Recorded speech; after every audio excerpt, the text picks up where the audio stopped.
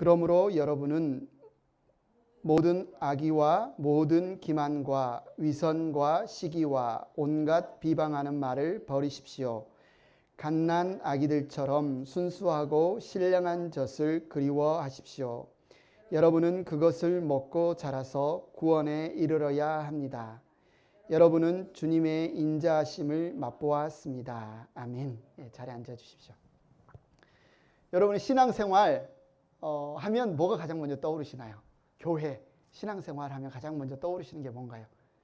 찬양, 기도, 말씀 여러 가지 떠오르겠지만 주일 함께 드리는 이 예배가 가장 먼저 떠오르지 않으십니까? 성경에는 신앙생활에 ABC, 기초가 있다. 신앙생활에 기초가 있다. 이걸 분명히 이야기를 하고 있는데요. 어떻게 성경에서 그 이야기를 하고 있을까? 방금 전에 읽었던 베드로전서 2장 1절에서 3절에 보면 갓난아기가 나오고요. 그 갓난아기들은 젖을 사모해야 된다. 젖을 정말 그리워해야 된다. 그것을 먹어야, 신령한 젖을 먹어야 잘할 수 있다. 신령한 젖을 먹지 않으면 잘하지 않는다. 우리 예수님을 믿기 이전에는 우리 나름대로 어떤 분야에서 잘하기 위해서, 육체 분야에 잘하기 위해서 음식을 먹어야 되고, 어떤 학업의 영역에서 잘하기 위해서 공부를 해야 되는 것처럼 잘하기 위해서 그것을 하기 위한, 자라가기 위한 어떤 방식이 있었어요. 마찬가지로 우리가 이제 예수님을 믿었으면 예수님 안에서, 신앙생활 안에서 자라가기 위한 새로운 방식이 필요하다는 거죠. 그런데 오늘 말씀해 보니까 새로운 방식이 뭐냐면 갓난아기가 젖을 먹는 것처럼 신령한 젖을 사모해야 된다. 신령한 젖을 그리워해야 된다. 왜 신앙생활을 이야기하면서 갑자기 갓난아기가 나올까요? 갓난아기.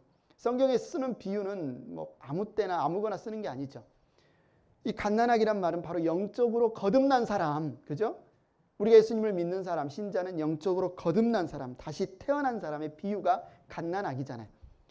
그리고 갓난아기, 우리가 다시 태어난 사람은 갓난아기가 젖을 먹듯이 다시 born again, 다시 태어난 그리스도인 역시 신령한 젖을 먹어야만 자랄 수 있다.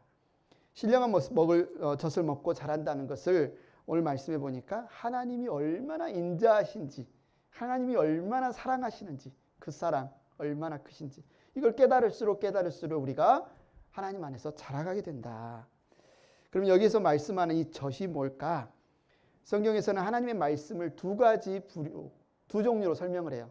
하나는 어린 아이를 위한 젖, 이것을 하나님의 말씀을 어린 아이를 위한 젖으로 설명하고, 또 하나는 단단한 음식, 성숙한 신자, 성숙한 사람들을 위한 단단한 음식, 젖, 이 두 가지가 다 하나님의 말씀에 대한 비유죠. 그런데 이 젖은 항상 누구를 위해, 누구에게 필요한 말씀으로 비유가 돼요? 이제 막 태어난, 이제 막 born again한, 한마디로 영적으로 이제 막 성장해야 될 어린아이와 같은 신앙의 시작점에 있는 분들에게는 이 젖이 필요하다. 사도 베드로도 그랬고요. 바울도 그랬고요. 히브리서 오늘 함께 나눌 5장 12절에도 젖이라고 표현해, 하나님 말씀을. 5장 12절에는 여기서 조금 더 권면을 하고 있습니다. 시간으로 보면 여러분은 이미 교사가 되어 있어야 할 터인데 다시금 하나님의 말씀의 초보적 원리를 남들에게서 배워야 할 처지에 놓여 있습니다. 여러분은 단단한 음식이 아니라 젖을 필요로 하는 사람이 되었습니다. 그러니까 젖은 이제 막 신앙생활 하는 사람에게는 반드시 필요해요. 그러나 그것은 이제 뭐예요? 신앙의 연수가 더해가면 이제 젖이 아니라 하나님의 단단한 음식, 말씀을 먹어야 되죠. 그래서 여기서 젖은 뭐다? 하나님의 말씀의 초보적 원리다. 이게 신앙생활의 ABC다. 이렇게 설명을 하고 있죠. 우리 애들이 이제 산수 과목, 매스를 들으려면 뭘 반드시 외워야 됩니까? 구구단을 외워야 되겠죠. 그래야 곱하기를 하지 않겠습니까? 나누기 곱하기를. 물리학을 배우기 위해서는 기체는 뭐 돼? 고체는 뭐 돼? 액체는 뭐 돼? 이런 어떤 기본 단어의 정의를 외워야 하듯이 우리 신앙생활을 위해서 우리가 기본적으로 알아야 될 하나님의 말씀을 성경은 젖이다, 우유다, 밀크다 이렇게 표현한 것입니다. 근데 우리가 평생 어린 아이로 사는 사람이 아니기 때문에 우리에게 반드시 신앙생활 할 때 ABC, 젖이 필요하지만 이것만 계속 먹고는 그 자리에 먹는 자리에만 계속 있어서는 안 된다. 우리가 예수님을 믿고 거듭난 지 오래됐으면 이제 점점 자라가야 된다. 우리도 아기를 낳으면 1살, 2살 때는 당연히 젖을 주죠. 근데 3살이 됐어. 4살이 됐어. 5살, 8살 초등학교 가는데 런치박스로 뭐 우유만 가지고 다닌다 그러면 안 되잖아요. 이제는 밥을 먹어야 되잖아요. 그래서 오늘 시작하는 이 말씀 사경회를 통해서 이 하나님의 말씀의 초보적 원리, 신앙생활의 ABC를 나누는 이유는 첫 번째, 아직 젖이 필요한 분들을 위해서 이 말씀을 나눕니다. 그리고 두 번째는 이제 젖을 떼자. 그동안 젖을 많이 드신 분들은 젖을 떼자. 이런 성장해 가자. 그 부분에서 이 말씀을 나누고자 합니다. 자, 그래서 오늘 다룰 주제는 예배. 우리가 지금 드리는 예배. 우리가 주일 예배를 드려야 하지. 우리 같이 주일 예배 드려요. 신앙생활 하려면 예배를 드려야지. 이런 말을 할 때 예배가 무슨 뜻일까? 예배는 언제 시작했을까? 예배는 왜 드릴까? 예배는 어떻게 드리는 게 맞나? 여러분 이걸 성경 전체적으로 한번 공부해 보신 적이 있습니까? 오늘 그 시간을 한번 갖도록 하겠습니다. 자, 먼저 예배가 언제부터 왜 필요하게 되었을까? 예배가 언제부터 왜 필요하게 되었을까? 이사야 59장 1절 2절 말씀 우리가 한 목소리로 한번 읽어보겠습니다. 시작. 주님의 손이 짧아서 구원하지 못하시는 것도 아니고 주님의 귀가 어두워서 듣지 못하시는 것도 아니다.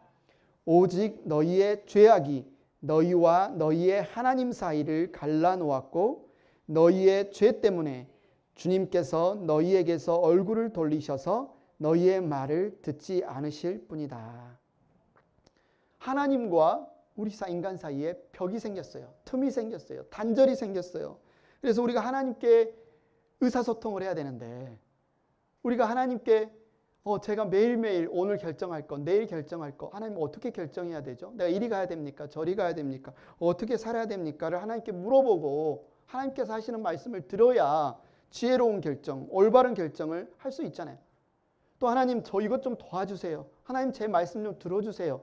하나님께 내가 아뢰고 싶은 것도 있고 기도하시고 싶은 것도 있는데 지금 문제가 생겼어요.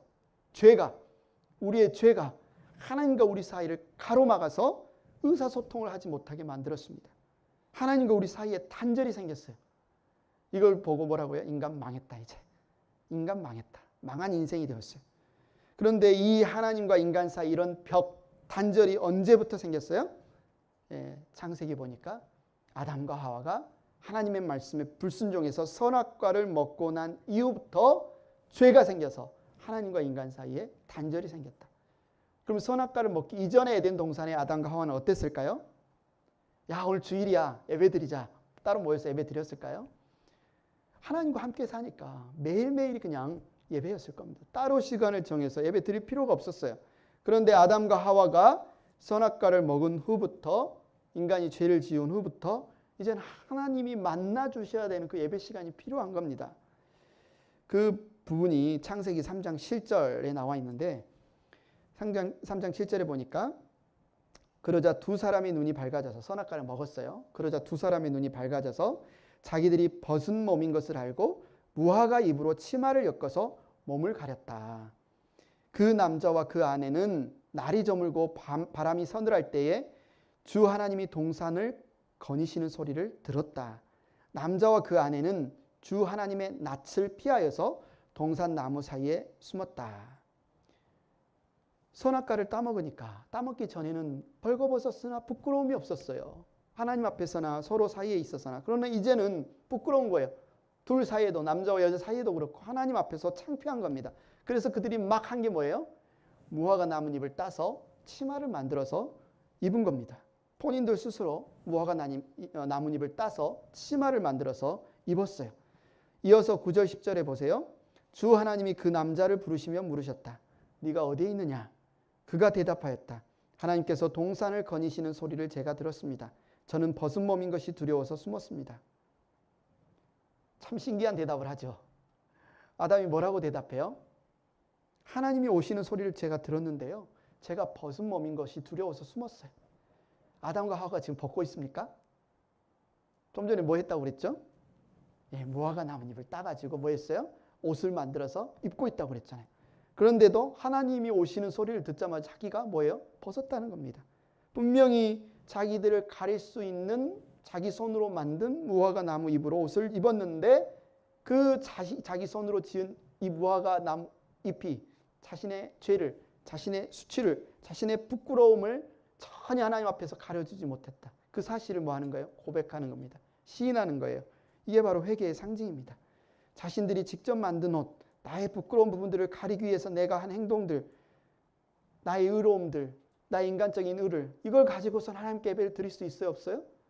없어요. 하나님께 예배를 드릴 수 없어요. 우리가 우리 스스로 우리 자신에 대해서 부끄러울 때가 얼마나 많습니까? 나는 왜 이렇게 욕심이 많지? 나는 왜 이렇게 다른 사람 이해가 잘 안 되지? 나는 왜 이렇게 화가 잘 나지? 나는 왜 이렇게 못됐지? 이기적이지? 뭐 이런 생각이 들 때 어떻게 합니까, 여러분? 막 머리만 쥐어박고 끝냅니까? 행동을 바꿔보려고 해요. 거짓말에만 거짓말 막 안 해보려고 하고, 내 말이 막 거칠면 말도 조금 잘해보려고 하고, 올바른 행동을 통해서 자기의 부끄러움을 가려보려는 시도를 하는 겁니다. 그게 뭐라고요? 무화과 나무 잎을 막 만드는 거예요. 무화과 나무 잎 치마를 막 만드는 거예요. 그런데 그게 효과가 있어요, 없어요? 하나님 앞에? 효과가 없어요. 그거 가지고 하나님 앞에 예배 드릴 수가 없어요. 그거 가지고 하나님과 의사소통할 수가 없어요. 하나님, 제가 나름대로 옷을 만들어서 가려보고 했지만 벌거벗었습니다. 하나님 앞에 이 죄를 가릴 수가 없습니다. 이렇게 한 것이 정말 굉장히 중요한 고백이었다. 아담의 회개였다. 여기서부터 하나님과의 관계가 시작이 됩니다. 그랬더니 하나님이 이제 그 죄에 대해서 쭉 물으시고 나서 21절을 보십시오. 하나님이 무엇을 만들어 주십니까? 21절 같이 읽겠습니다. 시작. 주 하나님이 가죽옷을 만들어서 아담과 그의 아내에게 입혀주셨다. 가죽으로 옷을 입혀서. 아담과 하와는 무화과 나뭇잎으로 옷을 만들어서 입고 있었는데 이제 그 필요 없어 하고 하나님께서 가죽옷을 만들어서 옷을 입혀주셨다. 하나님이 직접 만드신 옷. 하나님이 디자이너. 하나님이 지으신 옷. 그것을 입혀주신 거예요. 근데 가죽옷이에요. 그 가죽이 어디서 났을까요? 짐승이 죽었어요. 하나님 짐승을 죽였어요. 가죽옷을 입히기 위해서. 생명을 빼앗았어요. 생명이 이루어졌어요. 피가 흘렸어요. 한마디로 아담과 하와가 하나님 앞에 서기 위해서 가죽옷을 입고 하나님을 예배하기 위해서 동물이 죽었고 생명이 취해졌고 피가 흘려졌어요. 우리는 이 가죽옷이 무엇을 상징하는 그림자, 샘플인지 알아요. 누굽니까? 예수 그리스도. 예수 그리스도. 성경에 보십시오. 신약 성경에 보면 예수 그리스도로 옷 입자, 예수 그리스도로 옷 입자, 예수 그리스도 안으로, 이런 표현들이 굉장히 많습니다. 가죽옷을 입은 것은 바로 우리가 예수님으로 옷 입는 것에 대한 상징이에요. 바로 예수님으로 옷을 입을 때 하나님이 우리의 죄를 보는 게 아니라 예수님이 십자가에서 흘리신 그 피를 보시고 네가 의롭다. 네가 의롭다. 나와 대화하자. 나와 만나자. 우리의 예배를 받아주시는 겁니다.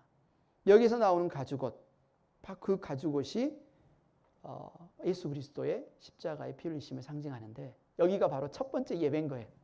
아담과 하와가 가죽옷을 입고 하나님을 만나는 이 장면이 인간이 처음으로 드린 예배의 장면이에요. 자, 이제 예배가 어떻게 시작되었는지 알았는데 하나님과 의사소통을 해야 하는데 인간이 죄를 지어서 하나님이 그 의사소통이 가로 사이에 막혔는데 그 막힘을 뚫기 위해서 필요한 것이 바로 우리의 죄를 가리는 피 흘림이 필요하다. 생명이 우리 대신 죽는 그 피 흘림이 필요하다. 그래서 구약 성경에 나오는 예배는 희생 제물이 항상 드려지는 예배입니다. 구약의 제사는 항상 오퍼, 나의 죄를 대신해서 뭔가 바쳐야 되는 오퍼링의 예배예요. 희생 제물을 바치는 것이 구약 성경에 바로 이 아담과 하와부터 쭉 나옵니다. 창세기 4장 2절 5절을 보십시오. 하와는 또 가인의 아우 아벨을 낳았다. 아벨은 양을 치는 목자가 되고 가인은 밭을 가는 농부가 되었다. 세월이 지난 뒤에 가인은 땅에서 거둔 곡식을 주님께 제물로 바치고 아벨은 양떼 가운데서 맛배 기름기를 바쳤다. 주님과 아벨과 그가 바친 제물은 반기셨으나 가인과 그가 바친 제물은 반기지 않으셨다. 그래서 가인은 몹시 화가 나서 얼굴빛이 달라졌다. 우리가 잘 아는 이야기입니다. 가인은 농사가 직업이었고 아벨은 양을 치는 것이 직업이었는데 그들은 자기 나름대로 자기 직업에서 얻은 소산물을 가지고 하나님 앞에 예배를 드렸어요. 최선을 다해서 드렸는데 하나님께서 왜 아벨의 제물은 받아주셨는데 가인의 제물은 받아주시지 않았을까? 굉장히 이제 여러분이 주석을 읽어봐도 의견이 분분합니다. 여기 해석에 대해서 다양한 해석이 있어요. 그런데 우리가 그냥 심플하게 간단하게 그 의미를 해석하기 위해서는 이미 해석해 놓은 성경 본문이 있습니다. 히브리서 11장 4절에 보면 뭐라고 그 이유를 설명하고 있냐면 믿음으로 아벨은 가인보다 더 나은 제물을 하나님께 드렸습니다. 이렇게 얘기해요. 그러니까 하나님께서 아벨의 제사와 제물, 예배와 제물을 받으신 이유는 믿음으로 드렸기 때문이다. 가인의 제사와 제물을 받지 않으신 이유는 그가 뭐겠어요? 이제 믿음으로 드리지 않았기 때문이다. 이렇게 이제 우리가 정리할 수 있습니다. 그런데 조금 더 그러면 아벨이 믿음으로 예배를 드렸다는 뜻이 뭘까요? 믿음으로 이 제사를 드렸다는 뜻이 뭘까요? 조금 전에 가인과 아벨의 엄마 아빠 아담과 하와가 어떻게 예배를 드렸어요? 하나님이 가르쳐 주셨죠. 무화과 나무 무늬풀은 안 돼. 짐승이 죽어야 돼. 피 흘려야 돼. 그래서 그 가죽옷을 입혀주시고 하나님께 예배를 드렸어요. 아담과 하와가 그 자녀들에게 분명히 그 사실 하나님께 어떻게 예배 드리는 방법을 알려줬을 겁니다. 만일 어떻게 무엇을 가지고 하나님 앞에 예배 드려야 되는지에 대해서 가르쳐주지 않았다면 믿음으로 예배 드린다는 뜻이 뭘까요? 여러분 보십시오. 로마서 10장 17절에 보면 믿음에 대해서 뭐라고 이야기하냐면 믿음은 들음에서 생기고 들음은 그리스도를 전하는 말씀에서 비롯됩니다 라고 했어요. 믿는다는 것은 뭐냐면 그냥 자기가 옳다고 생각하는 게 믿는 게 아니에요. 하나님이 가르쳐주신 어떤 사실, 진리를 믿는 거예요. 아벨이 믿음으로 예배를 드렸다는 것은 아담과 하와를 통해서 하나님께 예배 드리는 어떤 제물에 대해서, 예배에 대해서 이미 말씀을 들었고 그 말씀을 믿음으로 아벨은 드렸다는 겁니다. 가인은 안 들었을까요? 가인도 들었겠죠. 그런데 자기가 1년 내내 고생해서 수고한 자기의 자랑스러운 곡식들, 소살물들, 자기 생각에는 부모님이 이야기하는 그것보다 이게 훨씬 더 좋을 것 같아 보이지 않았겠습니까? 자기 생각대로 좋은 농산물을 갖다 바친 겁니다. 한마디로 가인의 제물은 피 없는 제물이었고 자기의 수고와 자기의 의로움을 드러내는 공로였습니다. 하나님은 이미 가죽옷을 통해서 가르쳐 주셨어요. 죄의 대가는 누가 죽어야 된다. 피가 흘려야 된다. 그래야만 하나님께 나아가 예배할 수 있다. 이 사실을 나중에 레위기 17장 11절에서 더 선명하고 분명하게 우리에게 말씀합니다. 같이 한번 읽어보겠습니다. 시작. 생물의 생명이 바로 그 피 속에 있기 때문이다. 피는 너희 자신의 죄를 속하는 제물로 삼아 제단에 바치라고 너희에게 준 것이다. 피가 바로 생명을 지니고 있기 때문에 죄를 속하는 것이다. 누가 죽어야 한다는 것은 생명이 끊어지는 것인데 생명이 피에 있으니까 피가 흘려진다는 것은 누가 죽는 것이고 그 죽음이 결국은 우리의 죄 값을 대신 치르는 것이 되어서 하나님 앞에 나아가 예배할 수 있게 된다. 창세기부터 요한계시록까지 성경 전체에 대해서 성경이 말하는 게 뭡니까? 라고 말한다면 우리는 단 한마디로 한 단어로 이야기할 수 있어요. 예수 그리스도. 만약에 한 단어로 이야기하라고 한다면 예수 그리스도 이렇게 이야기할 수 있어요. 구약 성경은 오실 예수 그리스도에 관한 말씀이고 신약 성경은 오신 예수 그리스도와 다시 오실 예수님에 관한 말씀이에요. 한마디로 이 부분 역시도 예수 그리스도의 십자가의 구속하심과 연결시켜서 보아야만 한다는 거죠. 가죽옷도 그렇고 이 모든 부분에 있어서 볼 때 성경에 나와 있는 모든 내용들은 예수님의 십자가 죽음을 설명하려고 어떤 부분을 있기 때문에 우리는 예수님의 십자가의 죽음에 맞춰서 이 부분을 봐야 됩니다. 교회 안 나오는 분들은 이렇게 말하죠. 야, 교회 나갈 필요 없어. 착하게 살면 되지. 꼭 교회 나가야 돼? 남에게 피해 안 주면 되지. 어려운 사람 도와주면서 착하게 살면 되지. 왜 꼭 교회 나가야 돼? 그런데 하나님이 성경에 뭐라고 이야기하고 있어요? 그냥 착하게 살면 돼. 너희들이 생각하는 대로 참 도덕적으로 살면 돼. 그럼 내가 너희 사랑할게. 이렇게 말씀이 돼 있나요? 하나님이 하라고 하는 것이 우리의 삶의 뭐예요? 생활 방식이에요. 내가 이렇게 살면 좋을 것 같은데? 이렇게 살면 하나님 기뻐하실 것 같은데? 이렇게 살면 내가 뭔가 잘 될 것 같은데? 이게 아니고요. 성경이 말하는 하나님이 이렇게 해 라고 이미 말씀하신 그 말씀대로 사는 것이 인간의 본분이에요. 우리의 의무이고 이것이 하나님을 기쁘시게 하는 것입니다. 그냥 내 생각대로 내 최상의 것을 갖다 바친다고 한들 하나님 그거 받지 않으십니다. 가인은 자신의 최상의 농산물을 아마 바쳤을 겁니다. 그러나 하나님이 가인과 그의 재물은 받지 않으셨어요. 한마디로 우리 인간에게는 매일의 선택이 있습니다. 무슨 선택이에요? 성경을 통해서 하나님 우리에게 주신 말씀대로 살 것인가 아니면 내 생각대로 살 것인가. 여러분들이 매일매일 내려야 되는 최고 중요한 선택은 그겁니다. 이거 주식 잘못 투자해서 테슬라 해야 되는데 애플에서 망하는 거 아닌가 이런 게 아니고요.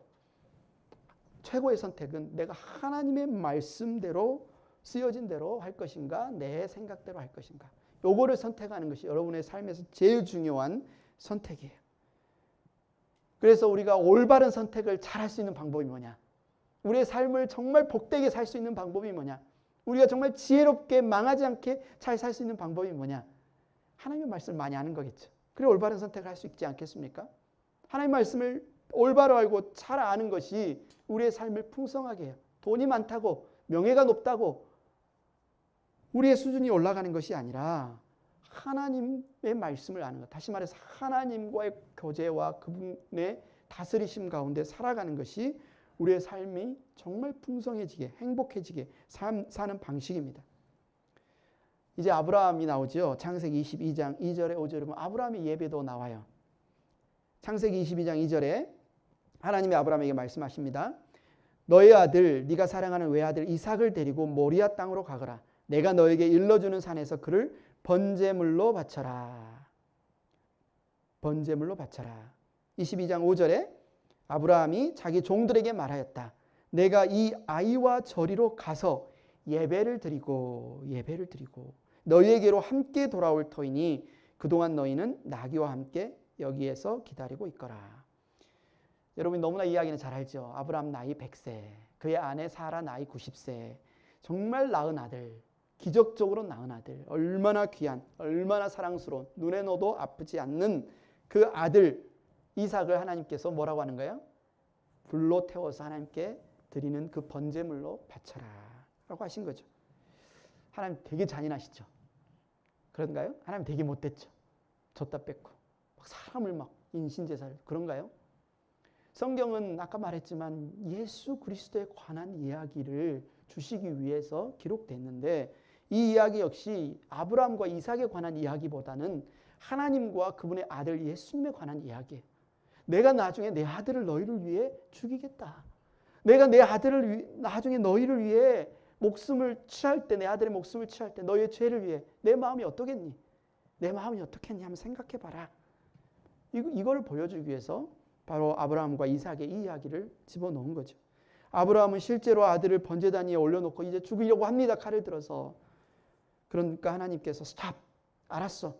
네 마음을 알았으니까 죽이지 마. 그 옆에 있는 양 있지. 그 양을 대신 죽여. 이렇게 하셔서 이제 아들을 죽이지 않고 그 양을 가져다가 하나님께 예배를 드려요. 아브라함이 자기의 외아들 독자 이삭을 죽일 수 있었던 이유는 뭘까요? 이미 죽인 건 마음에서 이미 죽였어요. 실제로 육신을 안 죽였다. 이미 그는 결단을 내렸습니다. 그 이유가 뭐냐면 하나님께서 이미 이전에 아브라함에게 약속하셨어요. 내가 너의 자녀를 하늘의 별과 같이 땅의 바다의 모래와 같이 번성하게 하겠다. 약속해 주셨어요. 하나님은 약속하시면 그 약속을 반드시 지키시는 것을 아브라함의 인생 여정에서 깨닫고 경험했어요. 그러면 이제 아브라함이 믿는 건 뭡니까? 하나님이 이 아이를 죽이지 않으시고 살리실 것을 믿었고 만약에 내가 죽이더라도 죽은 가운데에서 그 이삭을 또 살리실 것을 죽은 자 가운데 살리실 것을 믿었어요. 아브라함에게 있어서 이 죽음 아이들을 죽이는 것은 하나님의 능력을 제한할 수 있는 그 어떤 것도 되지 않는 것을 믿었다는 거죠. 여러분은 어떻습니까? 여러분 죽겠죠? 때가 되면 하나님 부르시면 우리 죽지 않겠습니까? 저도 죽겠죠. 근데 성경 우리에게 뭐라고 약속하고 있습니까? 죽음에서 우리를 다시 살리시겠다. 죽음에서 우리를 다시 살리시겠다. 여러분 믿습니까? 믿지 않습니까? 믿어요. 아브라함이 믿었던 것처럼. 아브라함이 이삭을 죽여도 다시 살리실 하나님을 믿는 것처럼 우리도 죽음에서 부활하신 예수님이 첫 열매 되셔서 그분을 믿는 우리는 모두 다 죽어도 다시 살 것을 믿는 것, 믿어지는 것. 이렇게 어떤 제물을 바치는 것. 구약의 예배는 이 제물을 통해서 하나님을 예배하는 어떤 형식이었다. 이것이 구약의 예배였다. 그러면 이제 구약의 예배에서 이제 신약의 예배, 우리가 드리는 신약의 예배로 한번 넘어와 봅시다. 신약의 예배는 어떻습니까? 신약의 예배는 예수님을 믿음으로 드리는 예배죠. 히브리서 10장에 보면 신약의 예배에 대해서 이렇게 설명을 하고 있습니다. 우리가 같이 한번 읽어보겠습니다. 10절, 9절, 14절, 17, 18절 함께 쭉 한번 읽어보겠습니다. 시작. 그러므로 그리스도께서 세상에 오실 때에 하나님께 이렇게 말씀하셨습니다. 주님은 제사와 예물을 원하지 않으셨습니다. 그래서 나에게 입히실 몸을 마련하셨습니다. 그 다음에 말씀하시기를 보십시오. 나는 주님의 뜻을 행하러 왔다 하셨습니다. 그리스도께서는 두 번째 것을 세우시려고 첫 번째 것을 폐하셨습니다. 그는 거룩하게 되는 사람들을 단 한 번의 희생제사로 영원히 완전하게 하셨습니다. 또 나는 그들의 죄와 불법을 더 이상 기억하지 않겠다. 죄와 불법이 용서되었으니 죄를 사하는 제사가 더 이상 필요 없습니다. 결론은 뭐예요? 더 이상 짐승 잡지 마. 더 이상 짐승 오퍼링하는 제사 드리지 마. 필요 없어 이제. 이젠 그 제사는 끝났어. 왜요? 하나님의 아들 예수님이 오셔서 모든 제사, 드려야 할 제사를 단번에 끝내신 겁니다. 그래서 이제 너희 죄 때문에 나에게 무엇을, 짐승을, 피를 바칠 필요가 없다. 이게 신약 예배예요. 구약 예배는 오퍼링, 뭘 바쳐야 돼. 피를 흘려야 돼요. 그냥 막 자기 생각대로 하면 안 돼요. 그러나 신약의 예배는 바뀌었습니다. 어떻게 바뀌었습니까? 예수님이 하나님의 어린 양 희생제물로 바쳐졌기 때문에 이제는 바뀐 겁니다. 예수님의 몸이 바쳐졌다. 이것이 신약이에요. 짐승을 바치는 것은 구약. 예수님이 자신의 몸을 단번에 바쳐서 피를 흘리심으로 우리의 모든 죄를 사하신 것은 신약.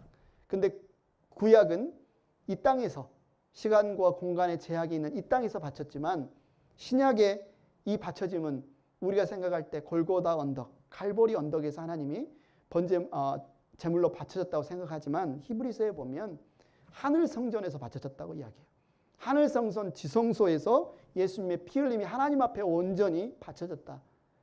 이거는 그곳은 뭐예요? 시간을 초월하는 곳이에요. 공간을 초월하는 곳이에요. 영원한 하늘나라 하나님의 보좌 앞에서 예수님이 희생 제물로 우리의 모든 죄를 지시고 단번에 제물로 바쳐졌기 때문에 이제는 더 이상 영원히 하나님께 제물을, 희생 제물을 바칠 필요가 없다.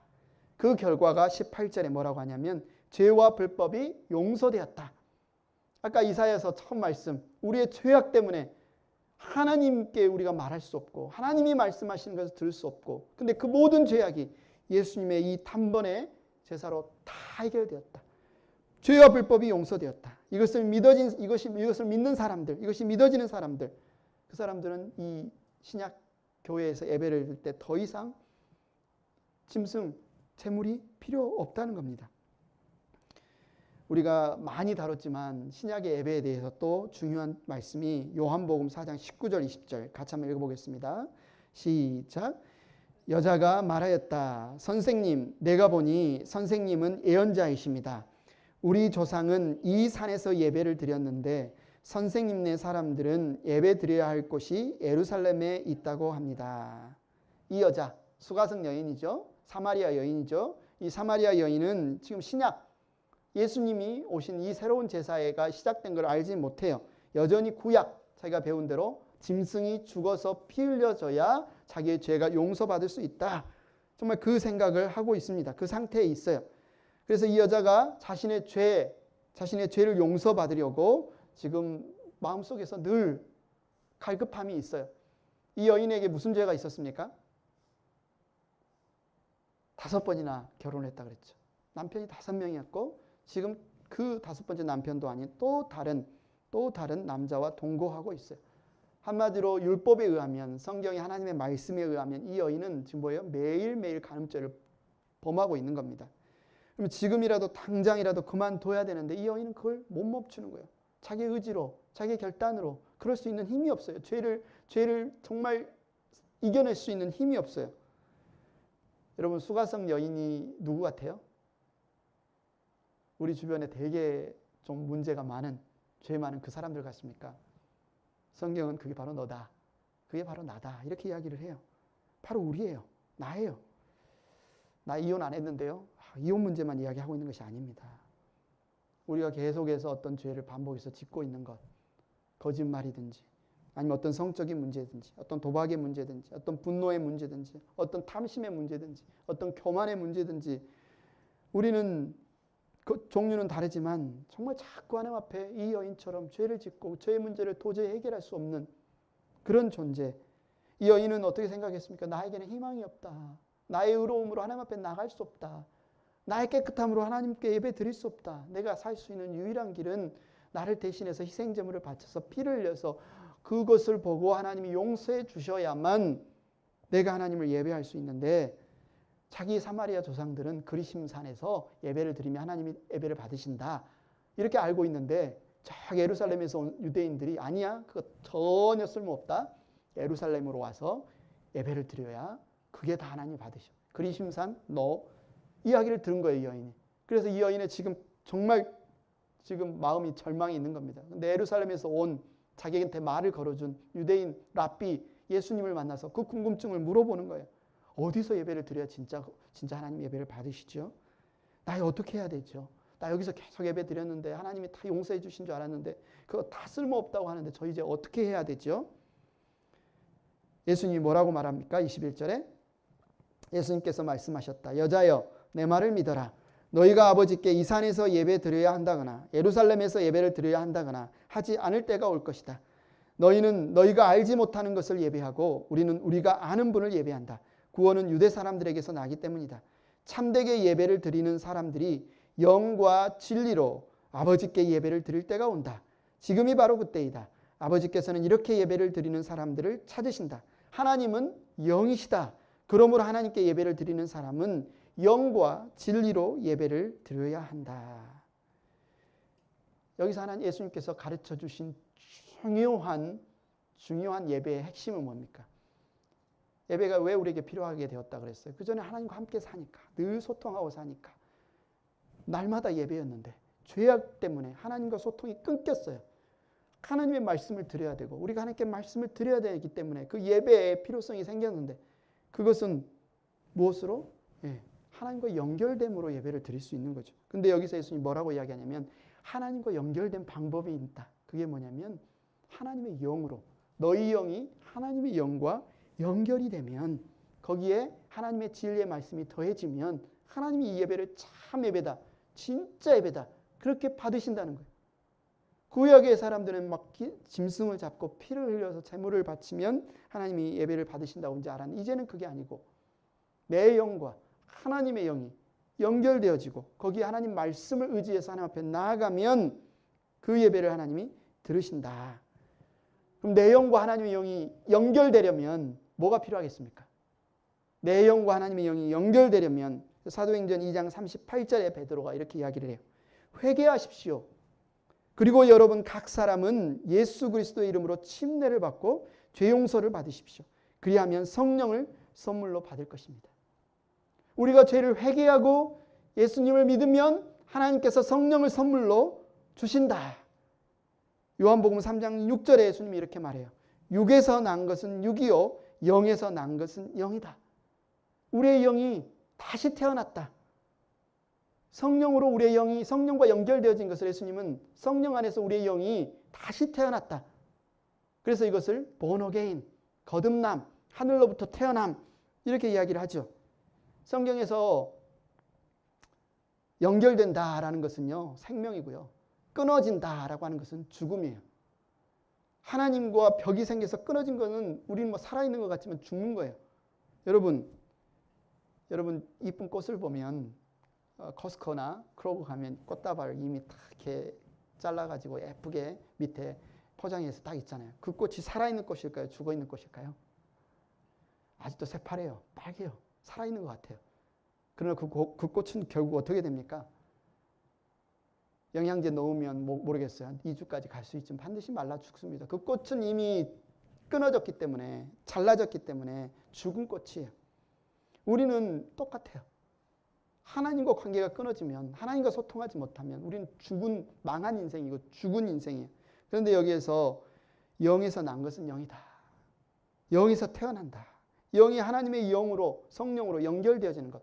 우리가 죄를 회개하고 예수님을 믿는 자고 심례받는 자들에게 하나님께서 성령을 선물로 주셔서 성령이 내 안에 거하시고 내가 성령과 함께 연결되어진 그 상태, 그것이 생명 있는 상태, 영생 있는 상태라고 이야기를 하고 있습니다. 그렇게 되려면, 영으로 다시 태어나려면 뭐가 먼저 있어야 되냐? 내 죄가 먼저 용서되어져야 된다. 내 죄가 어떻게 용서되어지느냐? 예수님의 십자가의 희생으로 내 모든 죄가 다 깨끗하게 씻겼구나 라는 사실 우리 가운데 믿어지는 거죠. 예전에는 짐승이 필요했는데, 지금 필요했는데 지금 짐승이 필요 없는 거고. 이러면서 이제 예배가 시작되는 거예요. 이러면서 로마서 8장 16절에 보니까 바로 그때 그 성령이 우리의 영과 함께, 하나님의 영, 그리스도의 영이신 성령께서 우리의 영과 함께 우리가 하나님의 자녀임을 증언하십니다. 너 이제 내 아들이야. 너 내 딸이야. 내 자녀야. 하나님과 우리 사이를 가로막을 게 없어요. 우리의 죄가 없어졌고 사해졌고 성령께서 우리를 위해 중보하시고 우리가 하나님의 자녀이신 것을 증언하시고, 성경에서 하나님과 연결되어지는 딱 하나의 방법을 예수 그리스도의 피로 우리 죄가 사해지고 성령을 선물로 받아서 성령, 그리스도의 영, 하나님의 영이신 영과 우리 영이 연결되어지는 것. 이것이 바로 구원이라고 말하고, 이것이 바로 하나님을 예배할 수 있는, 영과 진리로 예배할 수 있는 상태다. 그거에 대해서 고린도전서, 그 상태에 대해서 고린도전서 12장 27절은 또 이런 그림으로 이야기하는데, 그것은 바로 그리스도의 몸을 이루는 상태다. 이렇게 이야기를 해요. 고린도전서 12장 27절, 여러분은 그리스도의 몸이요 따로따로는 지체들입니다. 여기서 말하는 그리스도의 몸은 예수 그리스도를 믿는 모든 형제자매들이 함께 공동체를 이루는 그리스도의 몸된 교회 공동체를 말합니다. 그래서 나는 교회에서 어떤 지체로서 역할이 있다는 거예요. 어떤 사람은 눈이고요, 어떤 사람은 손이고요, 어떤 사람은 심장이고, 어떤 사람은 쓸개고, 어떤 사람은 간이고. 그래서 고린도전서 12장에 보면 각 지체가 그 몸된 그리스도의 몸 안에, 공동체 안에서 자기의 역할을 할 때 하나님이 그것을 뭐라고 하냐면, 네가 참 예배 잘 드리고 있구나, 이렇게 봐주신다는 거예요. 우리가 그 그리스도의 몸에 속해서 몸의 역할을 잘하는 것을 보고 하나님은 예배를 잘 드리고 있구나. 그래서 로마서 12장 1절에 이렇게 이야기합니다. 우리가 드리는 예배에 대해서 같이 한번 읽겠습니다. 시작. 형제 자매 여러분, 그러므로 나는 하나님의 자비하심을 힘입어 여러분에게 권합니다. 여러분의 몸을 하나님께서 기뻐하실 산 제물로 드리십시오. 이것이 여러분이 드릴 합당한 예배입니다. 우리가 드리는 이 주일 예배를 영어로 번역하면 뭐래요? Sunday service, 이렇게 이야기하죠. 주일 예배. 어떤 건물이나 어떤 장소에서 꼭 드려야만 이것이 예배다라고 이야기하는 게 아니고, 바로 우리 몸을 드리는 것, 그리스도의 몸에 우리 몸을 드리는 것, 우리 몸이 그리스도의 몸에 지체되어 있음을 우리가 인정하는 것, 이게 바로 서비스다, 이렇게 이야기를 하는 거죠. 그래서 내가 그리스도의 몸된 교회, 내가 속한 그리스도의 몸된 교회가 쑥쑥쑥 자라가도록, 성장해 가도록, 내가 그리스도의 몸의 지체로 있는 이 그리스도의 몸이 몸된 공동체가 성장해 가도록 역할을 하는 것을 하나님은 너의 몸을 산 제사로 드리는구나, 네가 참 예배를 잘 드리는구나, 이렇게 이야기를 하는 거죠. 왜 그래요? 몸이 자라간다는 것은 새롭게 거듭난 지체들이 몸 안에 자꾸 이렇게 더하여지는 것인데, 누구를 통해서만 새로운 사람 거듭날 수 있다고 그랬죠? 성령을 통해서만, 성령이 연결되어지는 걸 통해서만 거듭날 수 있어요. 그 말은 내가 성령 충만하기 때문에 새로운 지체들에게 복음이 전해지고, 그래서 지체들이 함께 교회에 모여져서 예배를 드리고 있는 것이죠. 하나님과 의사소통이 단절된 것, 여기서 회복된 것, 이것이 예배다. 구약에서는 짐승을 잡아서 그 피로 예배를 드렸으나 신약에서는 예수 그리스도의 몸 안으로 들어가는 것, 그것을 통해서 하나님을 예배를 드린다. 들어가는 방법은 성령과 내 영이 연결되어지는 것이다. 시편 찬양에 보면요. 시편 찬양에도 그렇고 골로새서 1장 15절 16절에 보면요. 누가 우리를 태초에 창조하셨을까요? 누가 우리를 태초에 창조하셨어요? 하나님이. 근데 그 하나님 중에 골로새서 1장 15절 16절은 성자 하나님, 예수님이 특별히 우리를 창조하신 창조주이신 것을 밝히고 있어요. 15, 16절 한번 읽어보겠습니다. 시작. 그 아들은 보이지 않는 하나님의 형상이시요 모든 피조물보다 먼저 나신 분이십니다. 만물이 그분 안에서 창조되었습니다. 하늘에 있는 것들과 땅에 있는 것들, 보이는 것들과 보이지 않는 것들, 왕권이나 주권이나 권력이나 권세나 할 것 없이 모든 것이 그분으로 말미암아 창조되었고 그분을 위하여 창조되었습니다. 예수님으로 말미암아 예수님을 위하여 예수님이 창조하신 인생이 바로 저와 여러분이라는 거죠. 그런데 왜 예수님이 창조하셨다 태초에 우리를? 그분의 몸 되게 하시려고, 그분의 몸된 공동체 이루게 하시려고, 그분의 몸의 지체 되게 하시려고 우리를 창조하셨고 구원하셨다는 겁니다. 하나님이 누구를 기뻐하시겠어요? 하나님이 어떤 사람을 기뻐하시겠어요? 이 세상에, 이 지구상에 있는 수많은 인간 인류 중에서 누구를 기뻐하시겠어요? 그리스도의 몸 안에 있는 사람들을 기뻐하시겠죠. 예수님을 믿고 성령과 연결되어서 그리스도의 공동체, 교회된 여러분을 기뻐하시겠죠. 그 중에서 또 누구를 기뻐하시겠습니까? 각각의 지체의 역할을 감당하고 그러므로 그리스도의 몸이 쑥쑥 자라가게 하는 그 지체를 얼마나 하나님이 기뻐하시겠습니까? 그래서 내 인생이 이렇게 된 거였구나. 내가 20살 되기 전까지 예수님을 몰랐는데 내가 이제 20살에 예수님을 알았네. 내가 30살까지 예수님을 몰랐다가 내가 이제 30살에 예수님을 알았네. 내가 60살까지 예수님을 몰랐다가 내가 60살까지 알았네. 이제라도 알아서 다행이다. 지금부터 이제 남은 내 인생을 그리스도의 몸된 교회를 위해서 무엇을 할까? 무엇을 할까? 내가 뭘 잘하지? 내가 음식을 좀 하지 그래도. 이 음식을 통해서 어떻게 교회를 섬길까? 그리스도의 몸을 섬길까? 내가 애들을 좀 잘 보지. 애들을 좋아하고. 애들을 돌보는 것을 통해서 내가 어떻게 그리스도의 몸을 섬길까? 나는 다른 건 못하는데 청소가 나는 힘들잖아. 청소가 잘해. 청소하는 것을 통해서 어떻게 그리스도의 몸된 교회를 섬길까? 이것이 예배라는 겁니다. 이것이 예배라는 거예요. 성경을 보면 고린도전서에 보면 오히려 연약해 보이는, 오히려 굳은 일을 하는 그 지체를 하나님이 귀히 여기신다. 칭찬해 주십니다. 나는 왜 태어났을까요? 여러분 왜 태어나셨습니까? 어떤 사람은 내 키는 180이 안 돼가지고, 왜 내 눈은 쌍꺼풀이 없어서, 왜 나는 가난한 집에 태어나서, 내 몸은 왜 이렇게 아프게 태어나서, 이런 원망과 불평이 있을 수 있지만 하나님께서는 다 목적이 있다는 거예요. 심지어 몸이 아프게 태어났다 할지라도 하나님은 그것을 통해서도 영광 받으실 목적이 있다는 겁니다. 아픈 사람들이 나를 보고 희망을 가지라고, 내가 아프게 태어났구나. 이 교회 안에서 나의 역할은 아프게 태어났지만 그럼에도 불구하고 하나님께 귀하게 쓰여지는 모델을 보게 하시려고 나를 이렇게 태어나게 하셨구나. 아픈 이들이 소망을 갖고 희망을 갖게 하시려고 하나님이 나를 이렇게 연약하게 태어나게 하셨구나. 그런 마음을 가지고 살면 어떤 삶의 자리 가운데 있더라도 그 삶이 예배가 된다는 겁니다. 여러분이 도넛 가게를 많이 하시죠. 주일날 예배 드리는 건 예배고 도넛은 예배가 아니다. 아닙니다. 여러분이 그리스도의 몸 안에 속하여서 내가 이 일을 통해서 하나님 영광 받으시기를 소망하면서 빵을 팔면 예배라는 거예요.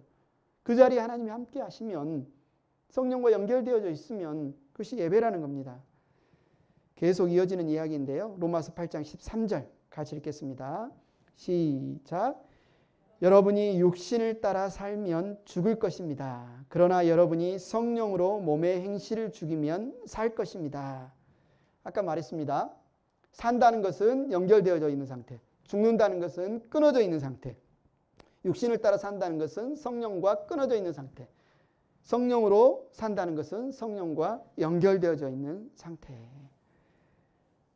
그래서 근데 성령이 하시는 일은 그리스도의 몸을 이루고, 그죠? 새로 거듭나게 하셔서 그리스도의 몸의 지체가 되게 하시고, 성령의 열매를 맺어서 그리스도의 몸을 견고하게 세워가는 일을 성령이 하시기 때문에 우리가 정말 성령과 연결되어져 있다, 성령 충만하다라고 하면 반드시 그것은 예수님의 몸된 교회 공동체와 연결되어져 있어야 된다는 거죠.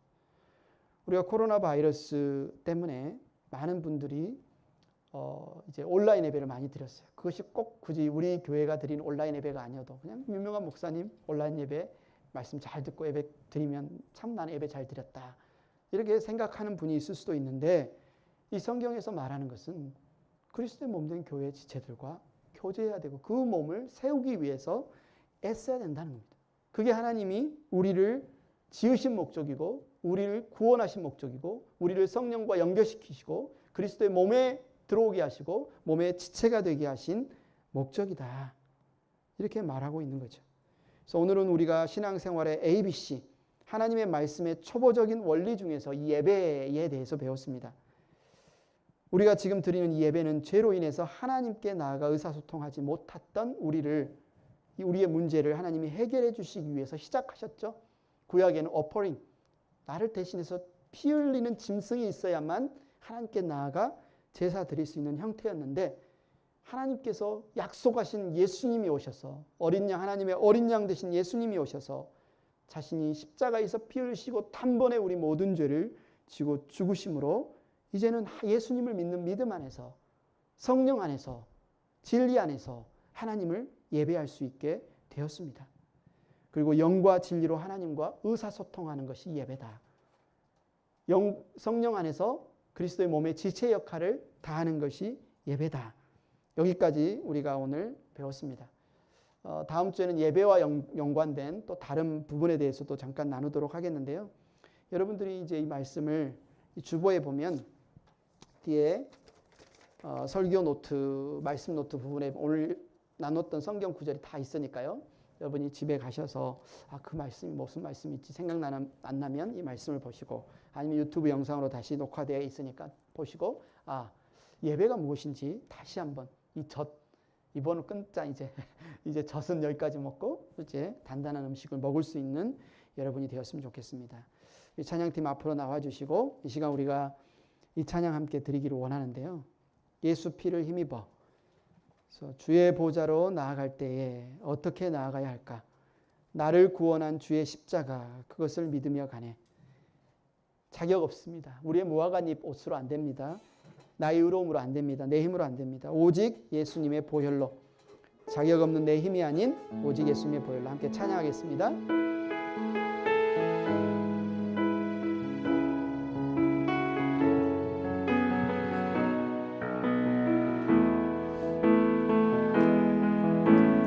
주의 보좌로 나아갈 때에 어떻게 나가야 할까?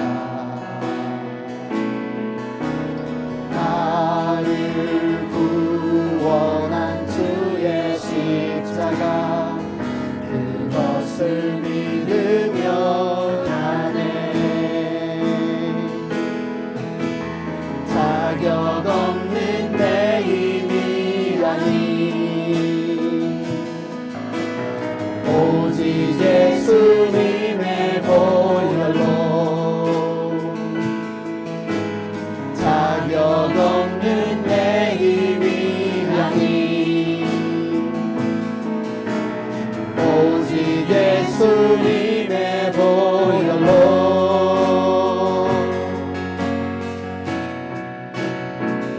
십자가의 보혈,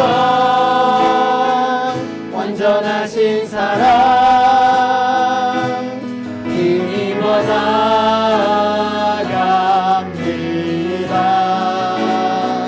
십자가의 보혈, 완전하신 사랑, 힘입어 예배합니다. 다같이 자리에서 일어나셔서 찬양하겠습니다. 주의 보좌로 나아갈 때에 나 여전히 부족하다.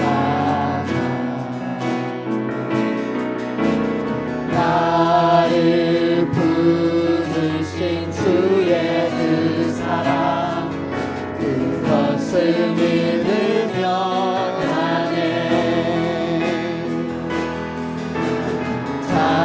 없는 내 힘이라니 오직 예수님의 보혈로 자격 없는 내 힘이라니 오직 예수님의 보혈로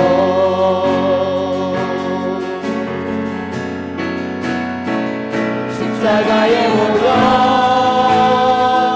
완전하신 사랑 힘입어 나아갑니다.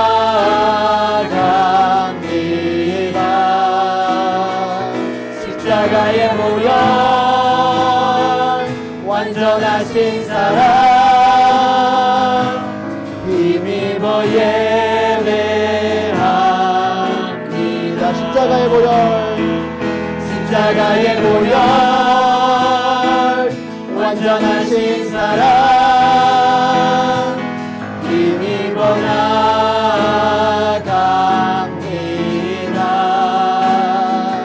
십자가의 보혈 완전하신 사랑 힘입어 예배합니다.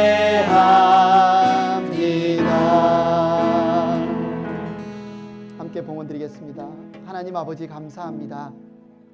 우리의 죄로 인해서 하나님과 만날 수 없고 하나님과 대화할 수 없고 하나님께 말씀을 들을 수 없고 말씀을 아뢰 수도 없었던 우리의 절망, 우리의 죽음,